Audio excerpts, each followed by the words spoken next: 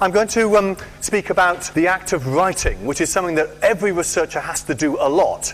And the good news is that some pretty simple things can make your written output a lot better. So that's why I titled this 7 Simple Suggestions. So here we go. 7 simple suggestions. Here is the first one. Don't wait. Right, this is what a mistake that a lot of people make. Here is a typical plan for doing research. Number 1, have brilliant idea. Number 2, spend months doing good research to back it up. Number 3, write the paper in the last 2 weeks before the deadline for the conference. This is a bad plan, right? Here is a good plan for doing research. First, have an idea. Second, start writing the paper. Third, use the paper as a forcing function to make you do the research that articulates the paper. Okay? You see how different this is? Right? It means you start writing very early. Why is this good? Well, I often find if I've invested months of effort hacking around and writing code and thinking, and then I start to write the paper, then I realize that some of my previous work was misdirected, right? It wasn't directed to a useful goal, certainly not for that paper. And I also discover some key parts of the paper that need more work, right? So you want to use the paper as a forcing function to learn that early. It also gives you a good way to communicate with other people. Research is all about communication, right? Maybe you're the kind of person who likes to work just on their own in a windowless room with no lights, but I like to work with other people. I spend a lot of time at the whiteboard. If you have something written, you have a new mechanism for communicating with them, right? It's very important. It's a mechanism for communicating. That's all a long way of saying that really writing is not the way in which we just report research. For me, it's a way in which I do research. And I think you should think about writing in that way. It's not just the output, it's the computation. It's the stuff that makes research happen. And it's because somehow we think more clearly when we write than when we just think. At least I do. So, one problem with this plan here is that it starts with this idea bit, right? Where does this idea come from? And so it's tempting when you're looking at other people's work to think, oh my, everybody else has very clever ideas, and I am a mere worm, and I have such trivial, boring ideas that nobody would be interested in them. Do you know that feeling? Yeah? You sit there and you don't feel very creative. Let me tell you that this is what every researcher feels most of the time. There are days when you have that miraculous breakthrough and you really, your God is in heaven and you know that all is right with the world, but most days you think, I am a worm. This is the natural state of the researcher, right? So what you have to realize is that even, Tarjan and so forth thinks that he's a worm most of the time. And what researchers do, good researchers, is they simply start writing anyway, right? They write a paper about any idea, no matter how trivial or insignificant it may be. My experience is that the cleverer the research student, the more they are prone to this failure mode. Either they don't understand something, in which case they're depressed, or else they do understand something which they believe, in which case they think it's trivial and nobody will want to know about it, right? So in both cases, depressed. This is not a good situation, right? So just write an idea, no matter how insignificant it seems to be, because my experience consistently is that when you write the paper, your idea develops and ramifies. Computer science is like a snowflake or a flower. You start with a little seed, and it sort of ramifies ahead of you into interesting things. Something that looked boring turns out to be actually rather interesting. Not always. Sometimes you'll start writing the paper and it turns out indeed to be weedy and insignificant. And then maybe you won't publish it, but it'll be done quickly and you put it on your homepage. All right? So, write early. Write early. And I really do believe that this second thing is much the most common case. It almost invariably turns out to be more interesting than you thought. All right, number 2. If you're going to have this idea and write about it, you need to be clear what it is. The business of writing a paper is to convey from your brain into the minds of your readers your idea. So think of your paper as like a virus, right? You're trying to infect your readers' minds with your idea, and then it will infect them. Then they'll talk to other people, and it will infect them. So it's like a kind of contagion or plague that is going to sweep the world. And everybody's going to be thinking about your idea because it's so, well, infectious, right? So my analogy here with Mozart is just that here, hundreds of years after Mozart died, we are listening to people read his papers, or more precisely play his music. We actually go to concert halls to hear his papers because their ideas were so infectious. Don't you think that's amazing? Wouldn't it be remarkable if in 400 years' time people were still reading your papers? It's not all that likely, but I think that's the kind of idea that you'd like to get. The paper is not a mechanism for getting promotion. It's a mechanism for conveying ideas from your head to somebody else's head. If you don't convey them, right, if you don't bother to tell anybody about your ideas, then you might as well not have them. Right? Even if Einstein had sat in a windowless box and not told anybody about relativity, then we wouldn't know about relativity. Right? That means you need to know what your idea is, right? So when you write a paper, in the end, at least by the time you've finished, you must know what is the idea that your paper conveys. It's surprising how hard that can be to determine from people's papers. As a reviewer, if you read somebody's paper, when you've finished, you can say, what idea did that paper convey? If you find that hard to articulate as a reader, then you in your review can say, I really couldn't figure out what the idea of this paper was about. And so then you apply that to your own papers. Right? It's actually sometimes quite hard to know exactly what your idea is to begin with, but you must know by the time you've finished. If you find yourself thinking, oh, well, actually 3 ideas in this paper, then what you do? Just write 3 papers. Right? Rather than trying to wedge them all in which case each one becomes cryptic and incomprehensible because you try to squidge it into 10 pages, just write 3 papers. That's cool. Right? That's not salami slicing. That is taking ideas and expressing them. A good idea in your paper is to say explicitly when you get to the main idea. It's surprising how seldom this happens. So I often try to write phrases in my paper that say at the beginning of section 3 somewhere, the main idea of this paper is this, because I've had to explain some context and setup and background, and I want it to be absolutely clear when I move from describing the context to saying, here's the payload, right? The virus is about to arrive in your brain. Prepare. Does that make sense? Right? If you don't say that, if you leave your reader to be a detective, so that subsequently they have to reverse engineer what they think you meant was the key idea, that's not good, right? Why not say it explicitly? Be completely upfront about this. Third thing, tell a story. So if you're going to write a paper, and this applies, I'm focusing mainly on papers, but I do also mean dissertations and so forth. Everything applies to everything you write, really, is to tell some kind of a story. I always try to imagine when I'm writing a paper that I'm standing in front of a whiteboard and explaining it to a colleague. It's amazing how differently people will present things at a whiteboard than they will in a paper. Right? With a whiteboard, they'll start right away with examples. They'll explain it quite differently than if they will not. Yeah, you get the idea. They often explain it in a much more accessible and engaging way at a whiteboard than in a paper. So, if you want to be accessible and engaging, do the same thing in the paper as you do at the whiteboard. Nearly. You need to have a bit more substance. So here's a narrative flow that I usually try to follow in my papers, right? You want to say, here's what the problem is. You want to motivate your reader to say why it's an interesting problem. You want to say, at least briefly, why it's an unsolved problem, so it would be worth solving and it's unsolved. And then you want to present your idea. That's the payload, right? Virus has arrived now, right? And then you give quite a bit of detail about exactly what your idea is and how it works. Then you're going to say something about how your idea compares with other people. So you're kind of trying to lead people in. Remember, not everybody will read right the way through your paper. Your ideal is that wherever anybody stops reading, they take away something valuable with them. And moreover, every bit they read makes them want to read more. Right? This is back to making it accessible, right? So, they say, here's an interesting problem. I wish I could solve that one. I wonder whether he can solve it. So they've got the hook. They're inclined to read some more. So here's my sort of typical outline for most papers that I write, and indeed it works for dissertations as well. Short abstract, an introduction, then something about the stating what the problem is, then quite a bit of a short piece explaining what the idea is kind of intuitively, and then a longer piece explaining the details behind the idea that sort of fills out the evidence, then something about related work. And I'm going to say a bit more about each of these sections in the following piece, but this is my picture of how the structure of a paper might go. And look at the numbers of readers, right? More people will read your abstract and title than will read all the rest of the paper. So each time you want to give them a hook to continue. Here's what I think your introduction should do. 1 page, describe the problem briefly, and articulate what your contributions are. So here's, by way of example, describing the problem. I would suggest you introduce your problem with an example.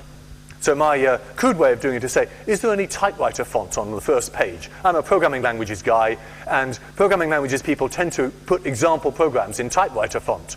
So I know if there's typewriter font in a paper, it's probably an example. That's good, right? But in your fields, it may differ. But anyway, start with an example that illustrates your problem. So here's an example of a paper that I wrote some time ago. And the very first thing I did was give a little program and explain a problem with it and explain that somehow my paper was going to fix this problem. Okay? So that's an initial hook. Not a general description of a problem, but something rather specific. That's my suggestion. Then you may want to generalize a little bit, but in stating your problem, I think it's helpful to be not too ambitious. So some people state problems that are like Mount Everest. Here's an example. Computer programs often have bugs. It's very important to eliminate them. Many researchers have tried. It's really very important. Now, what have you learned from this introduction? Right? Do you think, fantastic, this paper is the one I'm going to read because it's going to tell me how to fix bugs? No, you think, here is a general observation that everybody would agree with and that you could, it's like motherhood and apple pie. Nobody could disagree with this. Do you see what I mean? Or another way to say it is, he's posed the problem that thousands of computer scientists have worked on for tens of years, and it is never going to be done anyway, right? So do you see why that is not a useful thing to say? In that introduction part, this is the part which you still have your 100 readers, right? But they're busy falling off. They're dropping like flies, right? Every sentence that goes by, another 10 readers have died. They've sort of fallen off. So you have to kind of use your precious words at the beginning, those gold-plated words at the beginning, to hang on to them. So don't give them this garbage, right? Instead, here's a kind of counterexample. Here's a particular program that shows a particular kind of bug, right? And my paper is going to show you how to catch or automatically nail an interesting class of bugs like this one. Do you see how that feels different? Molehills, not mountains. This seems counterintuitive, right? Because usually we're told to frame our work ambitiously, but don't frame it too ambitiously, or people won't believe you. That's what it amounts to. Okay? So that was the first thing. Describe your problem. So you've got about, a little half page for that. Then you want to say what the contributions of the paper are. Now this is really important, and I think it's worth writing a first draft early. You write a first draft of your contributions, and you go back later and rewrite them, and then you go back later and rewrite them. But you need to know what the first draft is. So the list of contributions drives everything you do in the paper. It says, it's like the claims that you make. You say, in this paper, I'm going to substantiate the following claims, 1, 2, 3, 4, right? And every claim forward references to some evidence, and the idea is that your reader reads these claims and thinks, crumbs, if he could really do that, that would be quite cool. So they have to be crisp enough to be understood by a reader and have that thought. Now, here's an example. I usually write claims like this using bullets, because as you're reading that first page, remember, your readers at the moment are not committed to your paper, they're just thinking about it. People's eyes are drawn to bullets. They just read the first bit of each bullet, right? So for every contribution, I have one bullet, right? This is all going to fit on the first page. So after some introduction about the problem, I'll then say, in this paper, we put the choice on a firmer basis, or in this paper, we make the following new contributions. That's typical for, and then lay them out, 1, 2, 3, 4 bullets. And for each bullet, look what I've done here, right? Explain precisely, blah, blah, blah, section 4. We do this, discuss these effects, section 5 and 6, and contrast them in section 7.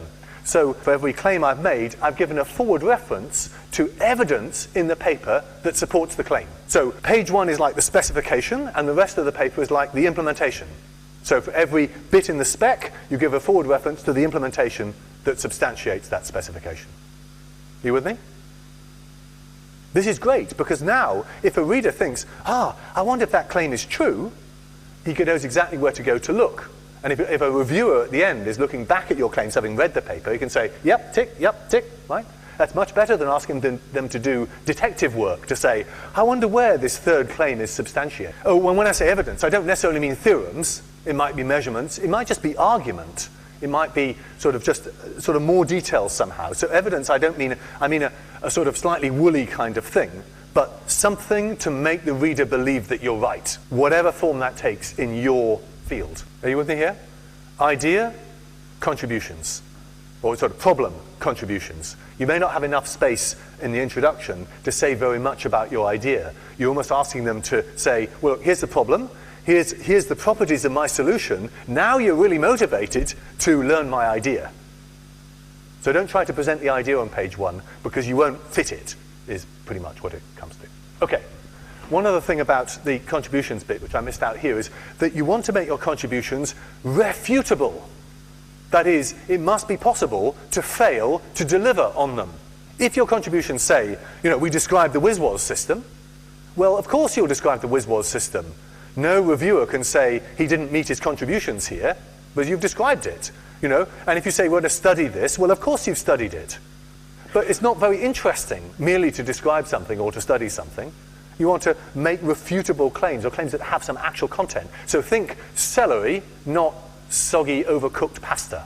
Crunchy, refutable claims. And I've just given a couple of examples here. Now, last thing about the introduction. How many of you read this paragraph when you read papers? You do. You read it. I've seen it in quite a couple of papers. Oh yes, but do you read it? Do you think, what a great paragraph, I wish I'd written that paragraph. I'm reading every word with care and attention and love. No. You skip it, don't you? Because you're going to read the paper, right? What the dickens is this? This stuff on page 1 is simply a waste of that precious bandwidth you've got with your readers, right? It seems like the right thing to do to give an outline of the paper, but I promise you, nobody reads it. And it's occupying a column inch on your most precious page. Instead, just do what I mentioned earlier and give these forward references, right? If in your stuff here, you've forward referenced all the section, you have done everything you needed. You've simply given a narrative that incidentally forward references the paper, which makes this stuff entirely redundant. So just don't do it. Very strong advice here. Related work. Many papers go like this, don't they? They have introduction, related work. And why not? Everything we do builds on stuff that people have done before. So it seems like the right, scholarly, well-justified thing to do to first of all go through the related work, and then a couple of pages later we're now ready to see the new stuff. That feels sort of kosher. That feels what proper researchers should do. But what actually happens in practice, the related work forms a kind of barrier or sandbar or concrete wall between your reader and your idea. You're going to drag your reader kicking and screaming through 2 pages of stuff that they don't really understand before they can get to your idea. And why don't they really understand it? Well, expert readers will. Right? The people who are really in your micro part of the snowflake will know what you're talking about. But you would hope to bring with you many readers who are perhaps not in your little tiny corner of the world, but are from a broader part of computer science. So if you assume that they already know quite a lot of stuff, you're not going to make much progress. Now, the thing is that you might think, well, okay, so explain it well. But if you explain it well, the related work section drags out longer and longer. So what happens in practice is, because people are eager to get to their idea, they take this related work concrete wall and they kind of squish it until it's the density of lead, right? Because they try to make it short and therefore it's cryptic and incomprehensible. So here's a sort of random example here, and some reader reading this just hasn't a clue what's going on. They've never heard of brown, white, or green. They're really not very interested, right? They want your idea. So it feels good, but actually it doesn't work very well. Another difficulty is that at this stage in the paper, you do not have very much notational scaffolding. You have not built up a set of intuitions and terms and a sort of worldview that enables you to discuss this stuff very easily. Moreover, you haven't introduced your idea, so it's very difficult to do any comparison stuff here too. So my strong advice in papers at least, and I think actually mostly in theses as well, is just to leave it until the end, right? To do this related work stuff right at the end. Now at this point at the end, you have incidentally, as you've gone through, you've referred to related work, but you haven't made a big meal of it. And at the end, you say, now we're going to compare what we've done to other people. And there, you have all the intellectual scaffolding that you've built up, all ready to go. Does that make sense? I'm not saying that you should ignore every piece of related work and pretend, make it seem as if everything until this section is all your own work. No, no, no. It's like if you were going at a whiteboard, right, with somebody, you would not say, first of all, I'm going to give you a section on related work. You would instead say, here's my example and here's how I tackle it. Oh, and by the way, this bit of the idea came from this guy, but I added this new bit. right? And at that point, you wouldn't go into what this guy did. You just give the credit to him as you go by. Do you see what I mean? So in your paper, as you explain your idea, as if at a whiteboard, you give citations to relevant related work, and perhaps you even say, oh, and we're going to discuss more of that in section 8. So every time the expert reader is reassured that you are not a stupid idiot who has not read the literature, you know all about the literature, it's just that you're going to get there at the end. See what I mean? People disagree about this. Your supervisor may disagree with you about this, but this is what I think. Now, second thing about related work is when you are writing, this bit at the end, right, the section towards the end here, you're then trying to compare your work with other people's, right? Now, a common fallacy, it's seldom articulated explicitly, is this. In order to make my work look good, I have to make other people's work look bad. Right, so you say, well, in this completely crappy work by Fred and Blig, they did this stuff, and it was really no good, and ours is better on every dimension. Right? So, there's a kind of human instinct that makes you think, in order to show how wonderful my stuff is, I have to somehow downplay, not as crudely as that, but somehow downplay other people's work. Right? But happily, the truth is that it's not like that at all. Credit is like love. Credit is a commodity that is infinitely divisible. If I have £10 and I give you £5, how much do I have left? £5. If I have love and I give you love, how much love do I have left? Oh, as much as I ever had and maybe more. Right? So there you are, and credit is just like this. You can say very nice things about other people's stuff. Obviously, don't be sycophantic, right? Don't praise them because you think they're going to be your reviewers and you must be nice to them. Praise them because they are good, right? So if you read a paper that you did find inspiring, make a moment in your paper to say, it was an inspiring paper. Why not, right? That will encourage other people to read the same paper, which is a good thing, right? It makes more goodness in the world. It will make the authors feel good about it. It gives credit where credit is due. Everything is good about this. Okay? So just be very generous to other people. And believe me, this will not make your work seem worse. Right? So, of course, there are going to be some ways in which you're going to say, but we improve on their results in the following way. That's fine, because you've been generous to them, and then you said, but in this dimension at least, we're a little bit better. Or maybe way better, who knows? You just give the numbers. Another thing that's really important is, if there are weaknesses in your approach, like if you're better on dimension X, but worse on dimension Y, if you only mention X, you are inviting your cruel reviewers to point out that on dimension Y, you're really not as good. It's way better if you point that out. It's quite disarming for your reviewers who are already, they're thinking, ha ha ha, but he's not so good there. And then they say, oh, but we're not so good here. It's like, oh, right. So it's not just honest and scholarly, it's also good tactics to explain that you're perhaps not better in every dimension. And that's often, things are often a compromise, right? Maybe your approach is simpler, but the performance numbers aren't quite so good. That might be a trade-off many people might be willing to make. And your paper might be very interesting, despite, that it doesn't run quite as fast, or something. You see the point? Okay, we're on what are we doing? We're on number 6, putting your readers first. What does that mean? The first way in which you should put your readers first, it relates to this, the middle section. So the middle section is in some ways the easiest to write. It's the longest, but it's the easiest to write, because this is where you are presenting your idea and giving the substantiating evidence, and writing out all the details, right? So this part is the bit we're all trained to write, and also it's kind of easier to write because that's the stuff that's in your head. So, but there are a few things when you're thinking about your readers that you might want to consider when you're doing this section. Number one, when you're developing an idea, you often develop it through examples. When you're presenting an idea, it is very common to see this kind of stuff. Consider a bifurcated semilattice D over a hypermodulated signature S. So, in other words, after you have learnt the general solution to something, it's very tempting to present the general solution first, and then perhaps to give an example or two to illustrate how wonderful your general solution is. The trouble is that it's not motivating to your readers.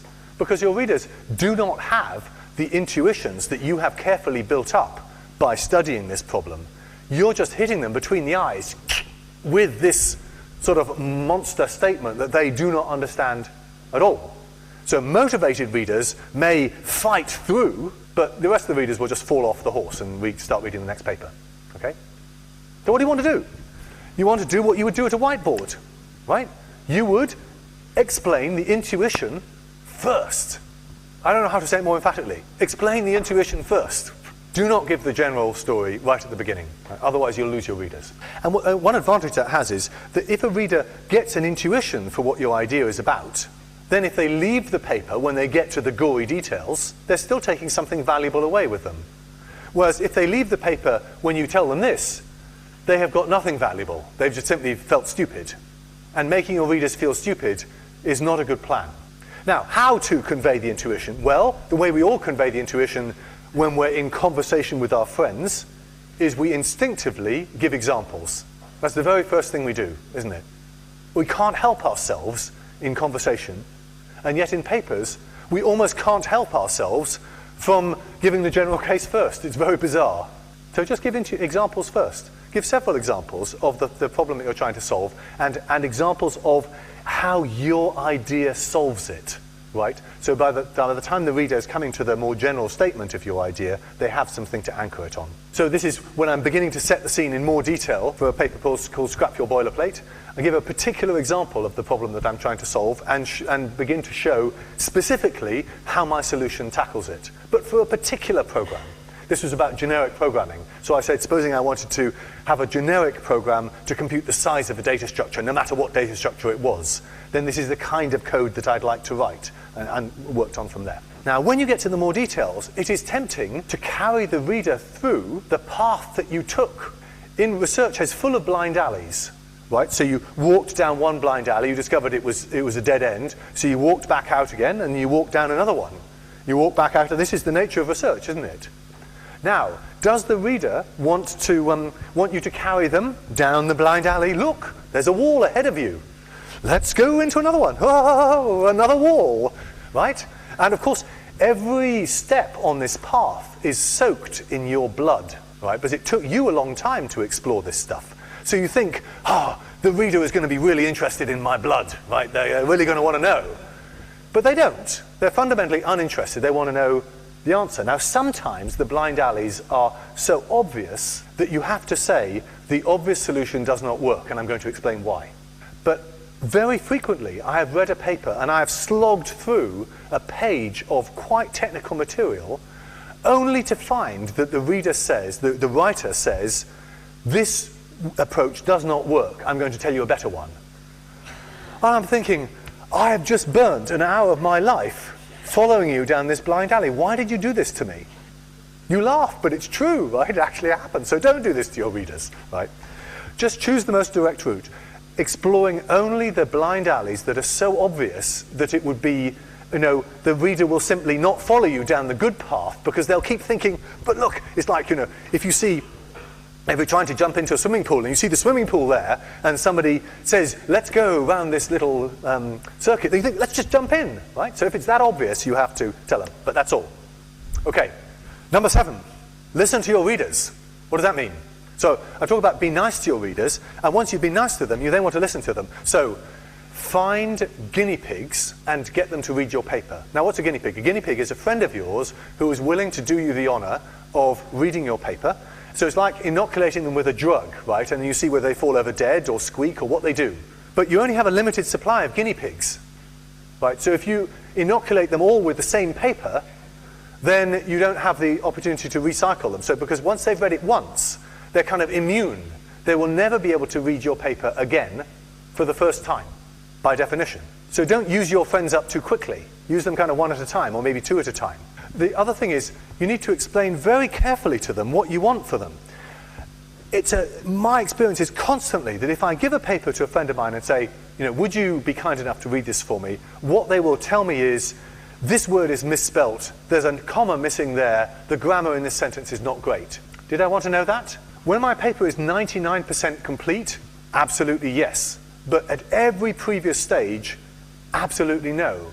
what I want to know from them is, I got lost in section 3. Do my friends tell me that? You bet they don't. Because they feel stupid, right? They got lost in section 3, so they think, oh, well, Simon's expert friends will all understand that. You know, I'm just an idiot.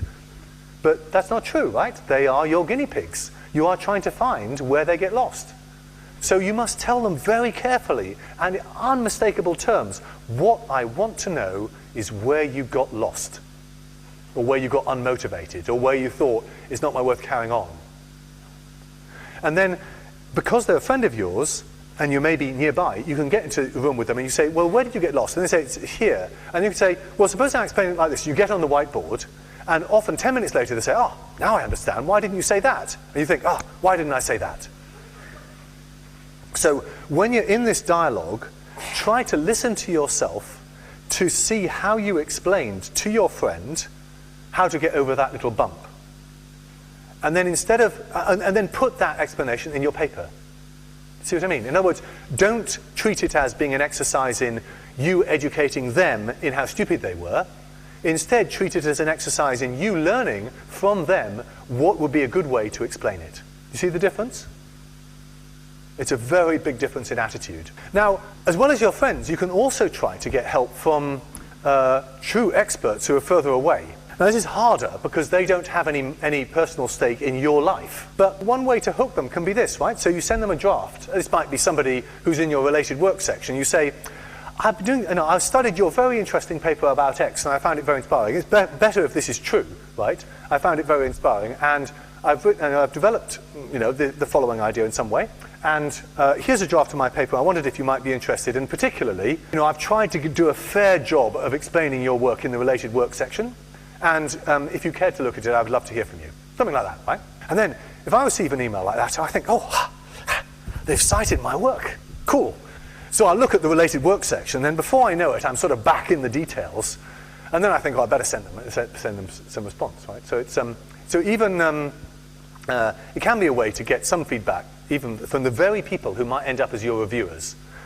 Don't overdo this, right? If you deluge people in who you don't know in drafts of your paper, they'll just get fed up and they'll treat you as a parasite. But judiciously and in extreme moderation, just maybe again talk to your advisor. It's a very reasonable thing to do, I think. And furthermore, if they're going to shoot down your paper and say it's complete junk, right? It's much better to have them do it before they are your reviewer, which they probably will be. Better hear it now than later.